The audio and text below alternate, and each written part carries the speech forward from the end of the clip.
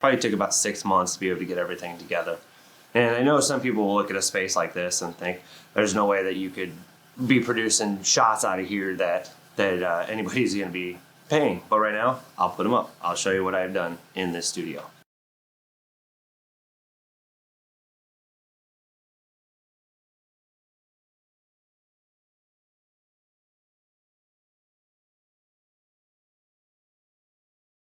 You definitely don't need some super fancy space or be spending money on rent for a studio space when you're working on commercial product photography. You can even do portrait photography in here. I've never done paid clients in here.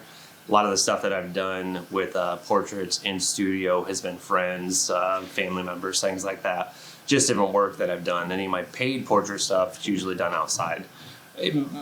Mainly just because this is my house. The dogs that are upstairs are really not a huge fan of people being here, and when they can hear them down here, they're usually freaking out, and it just becomes a big mess. But you can definitely create a lot with a small space. You don't need this giant studio. You don't need these perfect white rooms.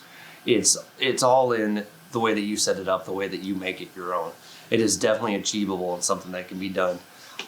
Myself, I probably have maybe a little over $1,000 worth of the strobes and the modifiers and all that. Now, a lot of that was bought used, so that did save a big price. And that's something to look into. Look on Marketplace. There's a lot of people who will have these grandiose ideas of getting into photography, buy all of this equipment, and realize that it takes way too much time to figure out what they're doing. You know, people are very much want that instant satisfaction, and they're not willing to put in the time to see the results. So they'll end up spending all of this money on camera equipment, different studio gear, and in 2 months, it's just not looking right.